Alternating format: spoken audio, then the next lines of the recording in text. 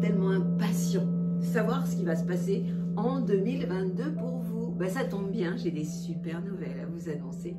Ça va être une année punchy, c'est pour ça que je vis en rouge. Bah oui, vous êtes un signe de feu quand même. Hein. Alors, que se passe-t-il pour vous en 2022? Tellement de choses et je suis tellement contente de vous raconter tout ça. Depuis 2021, vous traversez des périodes de changement, c'est vrai. Hein.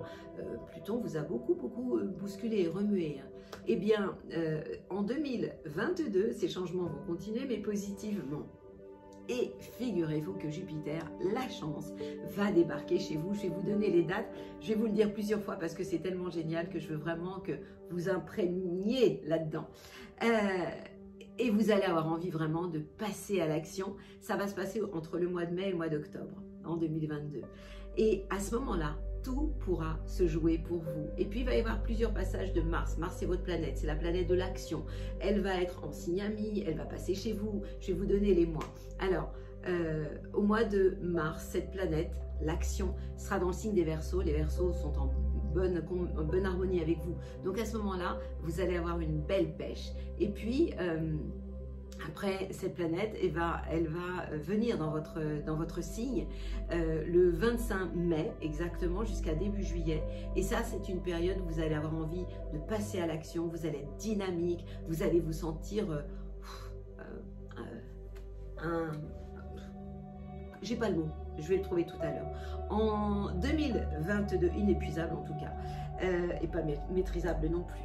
Alors en 2022, vous allez avoir envie d'explorer d'autres univers, des horizons effectivement différents, et vous allez avoir certainement des idées de génie. Le changement va vous faire du bien. Amoureusement, à partir du 7 mars, ça ira beaucoup mieux. Le début d'année n'est pas top. Pourquoi? Parce que en début d'année, Capricorne est en tension, en carré avec vous, il est en Capricorne. Donc Vénus en Capricorne, c'est pas fun. Mais lorsque Vénus va s'installer dans le signe du Verseau, eh bien, ça ce sera en mars.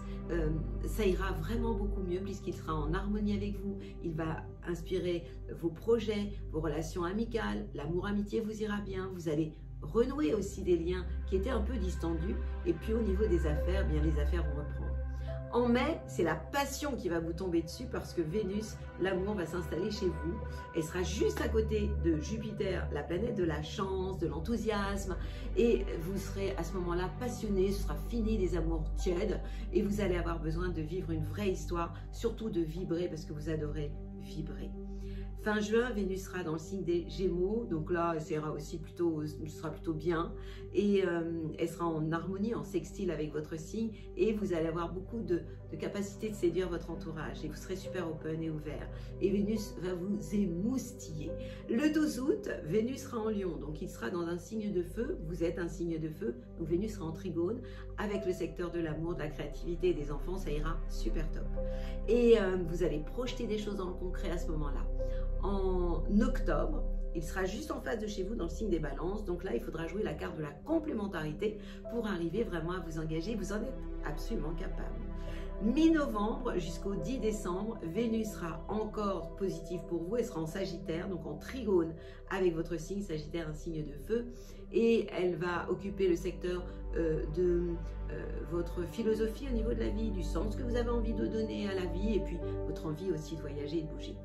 Le 21 août jusqu'à la fin 2022, je vous vois avoir une vraie vivacité d'esprit et ça, ce sera Mercure qui va vous aider, qui sera en Gémeaux et qui va vous donner de super bonnes idées, vous donner envie de sortir de chez vous, vraiment d'avoir une vie sociale beaucoup plus riche et vous aurez des idées exceptionnelles. À partir du 11 mai. C'est surtout ça que vous devez écrire et retenir. Jupiter, la planète de la chance, pour moi c'est la plus belle, va devenir positive puisque Jupiter va s'installer chez vous. Avant, vous subissez encore Pluton. Pluton, c'est la planète du chaos. C'est surtout le troisième décan qui est perturbé au niveau de la carrière, au niveau du destin. Et ça vous coince un peu, hein, ça vous empêche de passer à la vitesse supérieure. Et comme vous êtes super impatient, c'est compliqué. Donc, profitez de cette période de début d'année pour préparer vos projets. Et à partir de là, vous allez pouvoir au printemps passer à la vitesse supérieure. Mais ne vous imposez pas avant, ça ne sert à rien. C'est entre le 11 mai et le 28 octobre, quand Jupiter sera en Lion, que les changements seront là, que vos idées pourront se diffuser à la vitesse de la lumière et que vous aurez de nouvelles ambitions. Le 25 mai, la planète Mars, l'action, votre planète, sera chez vous. Et ce sera vraiment la période formidable pour vous pour imposer carrément vos désirs. Vous adorez ça, évidemment. Vous serez dans une période où vous allez avoir envie de passer à l'action. Vous allez créer et vous allez tout simplement innover. Côté forme, qu'est-ce qui se passe? Eh bien, moi j'ai envie de vous dire attention, parce que vous pourriez facilement aller dans le surmenage, surtout au printemps. J'ai envie de vous dire prenez soin de vous, parce que vous allez avoir des moments où vos activités seront intenses et vous allez avoir des moments où ce sera un peu plus cool et il va falloir trouver l'équilibre entre la tête et le corps.